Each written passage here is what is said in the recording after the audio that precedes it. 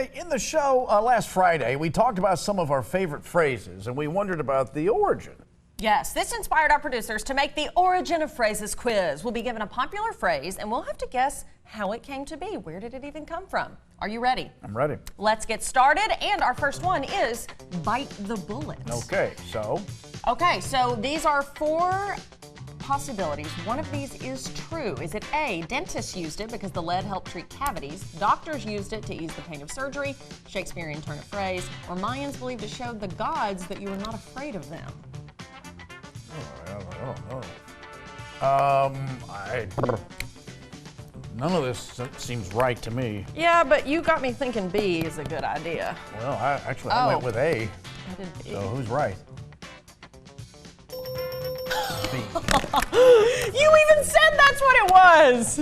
Well, it didn't make any sense the way they said it.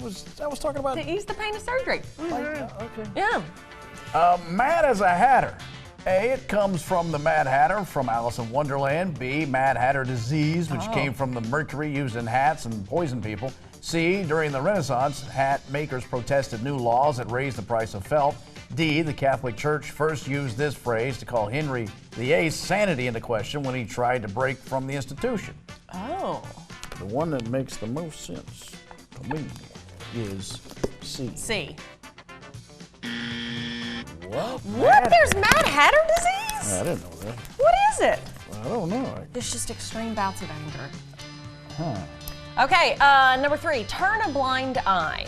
In the Bible, King Solomon blinded himself so that he wouldn't have to acknowledge the horrors of the world. B, an emperor who once pretended he could see.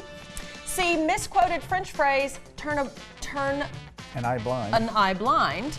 Or D, a British blind eye causing him to miss a retreat signal. A British admiral was blind in one eye and didn't see a retreat signal and led his men into battle anyway.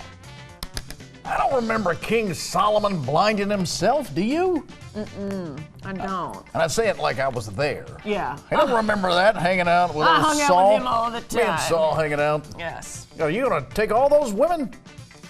I don't know. I'm gonna have to go. I'm just making a giggity guess. I'm still, you know what? Even though I don't remember it, I'm gonna go with it. I'm going biblical and A. I said C. D. No, really? Wow, really? He couldn't help that. I didn't know. Well, that's why it became a thing. Butter someone up, A. Was a custom in ancient India to seek favor with the gods by throwing butter at religious statues. B, in ancient Greece, butter was thought to be good for one's skin. C, in the story of Hansel and Gretel, the witch put butter on them and told them it was a magic ointment. Or D, bakers used to add more butter to their cakes in order to save money on flour. You know what? I know where I'm going with this one. The only one that makes sense to me. You want B? I said C. Oh, what? They would throw butter? I thought cows were sacred for Hindu. I don't know you could get butter. I guess you can do it. I don't know. Give someone the cold shoulder. Where'd that come from? Was it Shakespeare used this phrase to describe when someone behaves coldly with another person? Or B, French aristocrats who would turn the heat down to make their guests cold so that they would leave? C, in England, people gave their guests cold meat so that they would leave. The meat usually came from the shoulder of the animal. D, women who wore shirts with exposed shoulders were said to be courting the devil and wishing ill on others. Oh my Someone gosh. the cold shoulder. Huh. I'm going to go with the only one that makes sense. Which none of them have been correct, so I haven't gotten one right. And the one that you got right was the one I gave you. Thank you so much. I said C. I said B. Yes! Cold meat. That is gross. You give them cold shoulder meat? Grody. All right. Hit the hay. A, hay was short for hayseed, and people used to eat hayseed in order to fall asleep faster. B, before going to sleep, farmers hit their bales of hay with a shovel to scare off critters. C, Louise Hay was a famous sleep psychologist who patented a method to combat insomnia.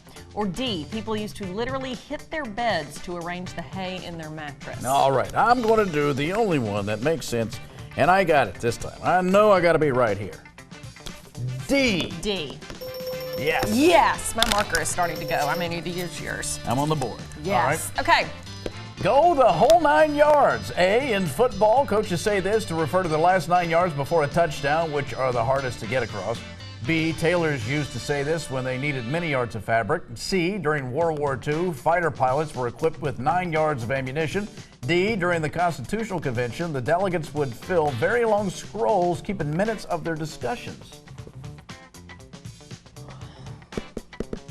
I always thought it was a football reference, even though it made no sense because, 10 yards is a first down. Right, so. And 9 yards, I guess, in the red zone. Tailors used to say this when they needed many yards of fabric. The whole 9 yards, maybe it's that one. Oh, this marker is fire. Bridget just Okay. brought me a new one. I'm probably going to hate myself for this because I'm going away from the obvious. And I'm going to B. You did too. The amount of ammunition. What? It was 9 yards of ammunition? Oh, man. Okay, so you win 3-1. You know your ancient stuff.